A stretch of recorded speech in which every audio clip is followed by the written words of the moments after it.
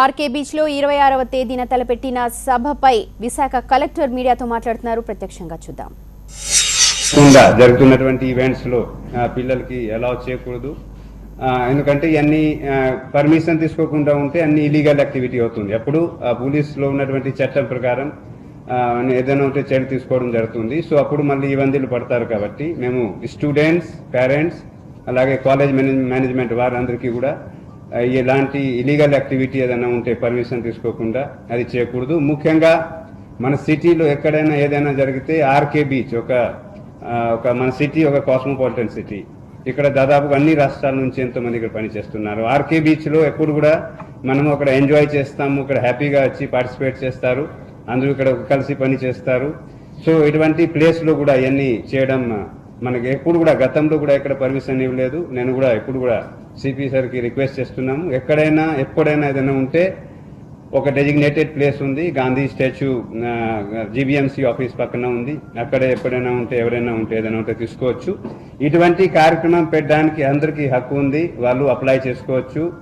As per the procedure, as per the rules, as per the high court, supreme court direction guidelines or judgment జిల్లా స్థాయిలో district administration అలాగే CP sir స్థాయిలో police వారు కూడా examine చేసి సరైన నిర్ణయం తీసుకోవడం జరుగుతుంది. సో ఈ సందర్భంగా ఈ సోషల్ మీడియాలో వచ్చిన మెసేజ్ న్యూస్ వల్ల మేము కాగ్నిజెన్స్ తీసుకుంటున్నాము. రైటింగ్లో ఎవరైనా అడిగి ఉంటే దాని మీద మళ్ళీ రియాక్షన్ చేయడానికి అవకాశం ఉంది.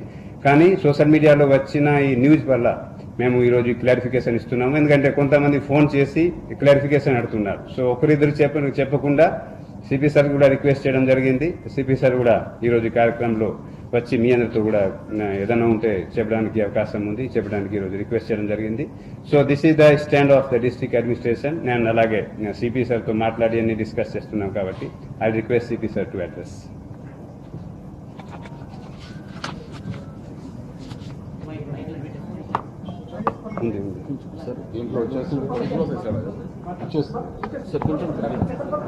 కెమెరా ఉంది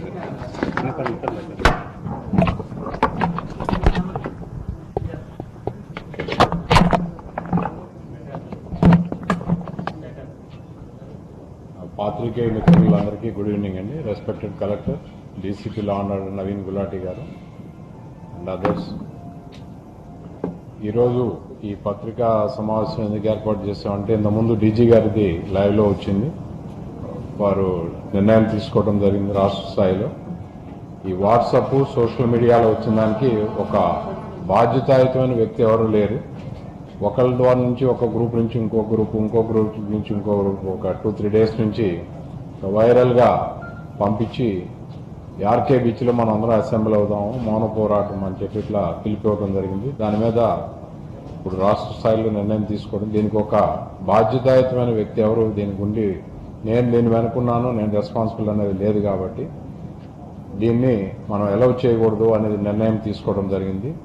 దీనివల్ల కలెక్టర్ గారు, మేము, జిల్లా యంత్రాంగం అంతా కూడా మన జిల్లా ప్రజలకి, ముఖ్యంగా యువతకి, విద్యార్థులకి, కాలేజీ యాజమాన్యాలకి అందరూ కూడా విజ్ఞప్తి ఏంటంటే ఇటువంటి దాన్ని నమ్మి మీరు అనవసరంగా రోడ్ల మీదకి వచ్చి మీ భవిష్యత్ పాడు చేసుకోవద్దని చెప్పి, తర్వాత మన నగరానికి ఉన్న పేరు ప్రఖ్యాతుల్ని ఒక ఇంటర్నేషనల్ ఈవెంట్ ఇప్పుడు 27-28 ఆల్రెడీ ఉన్న తరుణంలో ఈ పిలుపు ఎందుకు ఇచ్చారు అనేది దాని వెనక ఉద్దేశాలు కూడా అర్థం చేసుకుని మన నగరానికి ఎంతో శాంతియుత నగరం అనే పేరు ఉంది. దాన్ని దృష్టిలో పెట్టుకుని కూడా మీరందరూ కూడా యువత, ఇన్ఫ్యాక్ట్ విద్యార్థులు వాలంటీర్స్ ఉండి ఇటువంటి కార్యక్రమాలు ముందుకు జరిపించాలి. ఇటువంటి కార్యక్రమాల్లో విద్యార్థులు కలెక్టర్ గారు అప్పుడప్పుడు కూడా వాలంటీర్స్గా దీంట్లో కూడా ఈ సిఐఏ దాంట్లో కూడా ఉన్నారు వాళ్ళు. సుప్రీంకోర్టు డెసిషన్స్ కూడా ఉన్నాయి. ఒక ఆర్గనైజరు బాధ్యత, రెస్పాన్సిబిలిటీ ఉండాలి. అట్లా లేకపోతే కనుక పర్మిషన్స్ ఇవ్వడం జరగదు.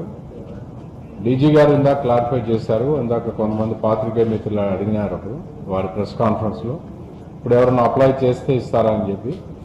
తక్కువ సమయంలో అది వేరే ఇంటర్నేషనల్ ఈవెంట్ జరిగి